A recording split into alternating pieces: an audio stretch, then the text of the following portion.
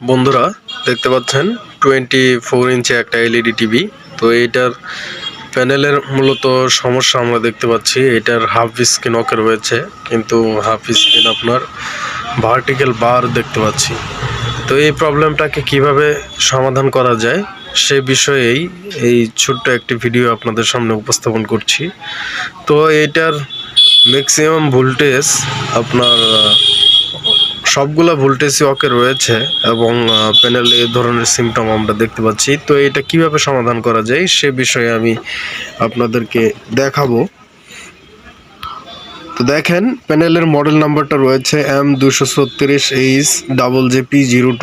এটা হচ্ছে full HD একটা প্যানেল, 5 ভোল্টের প্যানেল এবং ফুল এইচডি একটা প্যানেল। তো সেম স্কেলার টিকন আমার সামনে রয়েছে, দেখেন সেম স্কেলার টিকন রয়েছে। তো এইখানে যে কম্পোনেন্টসটা মূলত প্রবলেম, সেই কম্পোনেন্টসটাকে এইখান থেকে আমি রিপ্লেস করব। এই টিকন থেকে আমি রিপ্লেস করার পরে আমাদের প্রবলেমটা সলভ হয় কিনা সেটা আমি আপনাদেরকে দেখাবো। তো এই ধরনের প্রবলেম সাধারণত আমরা যখন দেখি তখন অনেক টেকনিশিয়ানরাই মনে করি যে এই ধরনের প্রবলেম মনে হয় কখনোই সমাধান করা পসিবল না। তো তারই উপর বেস করে আসলে এই ভিডিওটা। তো বন্ধুরা দেখতে থাকুন। বন্ধুরা এইটা মূলত হচ্ছে আমাদের প্যানেল। আমি এই প্যানেল থেকে আমাদের যে আইসিটা রয়েছে, টিকন প্রসেসরটা, এইটাকে ওপেন করে নিয়েছি, দেখতে পাচ্ছেন এটাকে ওপেন করে নিয়েছি।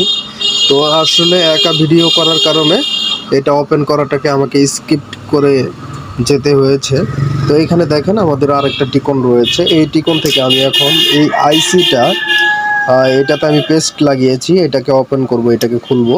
এটাকে খুলে এই টিকন প্রসেসরটাকে আমি আমাদের প্যানেল লাগানোর পরে দেখব যে আমাদের প্যানেলের প্রবলেমটা সলভ হয় কিনা।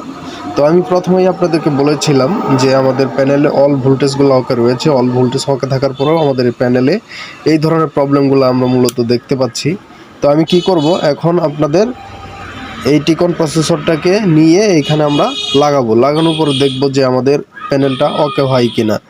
সো বন্ধুরা দেখতে থাকুন। আসলে আইসি খোলা এবং লাগানো এইটা স্কিপ করার কারণ হচ্ছে আমি একা ভিডিও করছি, তাই আপনাদেরকে খোলা লাগানোটা দেখাতে পারলাম না, স্কিপ করলাম।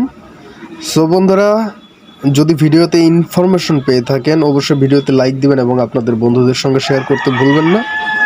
চলুন আর কথা নয়, আপনাদেরকে পরবর্তী স্টেপগুলো দেখাই। বন্ধুরা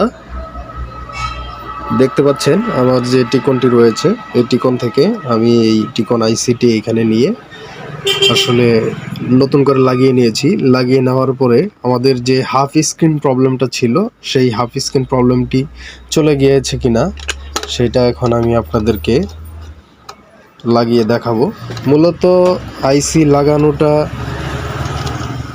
খুব নিখুঁতভাবে আইসির কাজটা করতে হয়। প্রপারলি না করতে পারলে কিন্তু এ ধরনের প্রবলেমগুলো মূলত সলভ করা পসিবল হয় না।